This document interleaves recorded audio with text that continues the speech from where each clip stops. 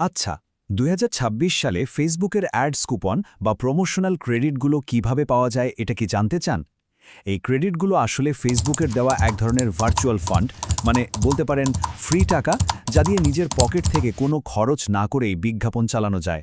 আজকের এই আলোচনাতে আমরা ধাপে ধাপে দেখব কিভাবে ঠিকঠাক মতো একটা অ্যাকাউন্ট সেট করে এই অ্যাড ক্রেডিট পাওয়ার সম্ভাবনাটা অনেকখানি বাড়িয়ে তোলা যায়। চলুন তাহলে শুরু করা যাক।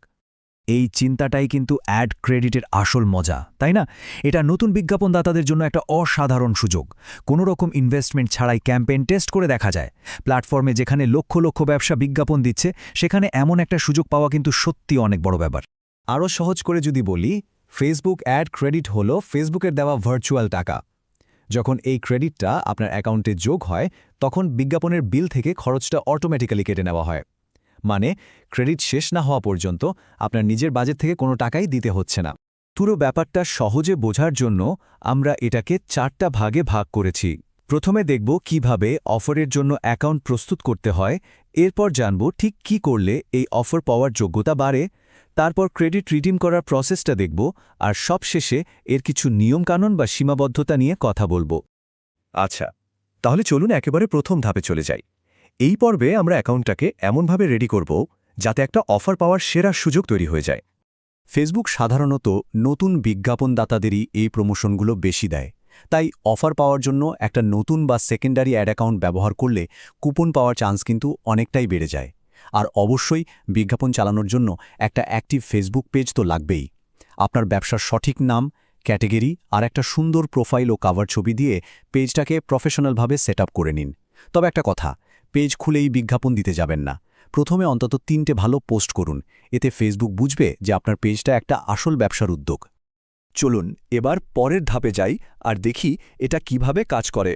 বেসিক সেটআপ তো হলো, এখন কিছু নির্দিষ্ট কাজ করলে অ্যাড ক্রেডিট অফার পাওয়ার সম্ভাবনা আরও বেড়ে যেতে পারে। এখন অ্যাডস ম্যানেজার সেটআপের পালা। মেটা বিজনেস স্যুট থেকে অ্যাডস ম্যানেজারে গিয়ে ক্রিয়েট বাটনে ক্লিক করুন। এরপর ট্রাফিক বা সেলসের মতো যে কোনো একটা অবজেক্টিভ সিলেক্ট করে একটা ড্রাফট অ্যাড ক্যাম্পেইন তৈরি করে রাখুন। আপনি চাইলে সরাসরি পেজ থেকে বুস্ট পোস্ট অপশনটাও ব্যবহার করতে পারেন, যেটা নতুনদের জন্য বেশ সহজ। এই কাজগুলো ফেসবুককে একটা সিগন্যাল দেয় যে আপনি বিজ্ঞাপন দিতে আগ্রহী, আর প্রায় সময়ই এই ধরনের অ্যাক্টিভিটির পরই প্রমোশনাল অফারগুলো আসে। তবে এখানে একটা জরুরি কথা আছে, অ্যাড ক্রেডিট পাওয়াটা কিন্তু কোনো গ্যারান্টেড ব্যাপার না। এটা পুরোপুরি মেটার নিজস্ব অ্যালগোরিদম আর তাদের তখনকার প্রচারমূলক অফারগুলোর উপর নির্ভর করে। তাই অফার না পেলেও কিন্তু হতাশ হওয়ার কিচ্ছু নেই, প্রস্তুতি চালিয়ে যেতে হবে। এখন আসা যাক আসল মুহূর্তে।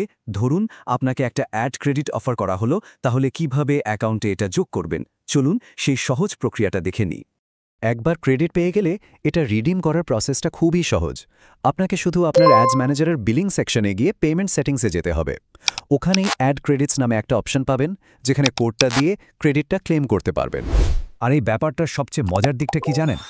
সিস্টেমটা নিজে থেকেই আপনার এই ফ্রি ক্রেডিটকে আগে ব্যবহার করে। মানে ক্রেডিট অ্যাক্টিভেট করার পর আপনার বিজ্ঞাপনের খরচ প্রথমে এই ক্রেডিট থেকেই কাটা হবে। আপনার নিজের টাকা ঠিক তখনই খরচ হবে যখন এই ক্রেডিট ব্যালেন্স শূন্য হয়ে যাবে। আচ্ছা, ক্যাম্পেইন চালু করার আগে এই ক্রেডিটগুলোর সাথে যে কিছু নিয়মকানুন আর সীমাবদ্ধতা থাকে, সেগুলোও কিন্তু বোঝা খুব জরুরি। এখানে কিছু সাধারণ সীমাবদ্ধতা দেখতে পাচ্ছি আমরা। সবচেয়ে গুরুত্বপূর্ণ হলো এর মেয়াদ। এই ক্রেডিটগুলো সাধারণত 30 থেকে 90 দিনের মধ্যে ব্যবহার করে ফেলতে হয়, তাই তারিখটা খেয়াল রাখা খুব দরকার। এছাড়াও মনে রাখতে হবে, এই ক্রেডিট অন্য কোনো অ্যাকাউন্টে ট্রান্সফার করা যায় না, এবং এটা শুধু ফেসবুক আর ইনস্টাগ্রামের বিজ্ঞাপনের জন্যই ব্যবহার করা যাবে। সবশেষে বলতে গেলে সাবস্ক্রাইব করুন এখনই।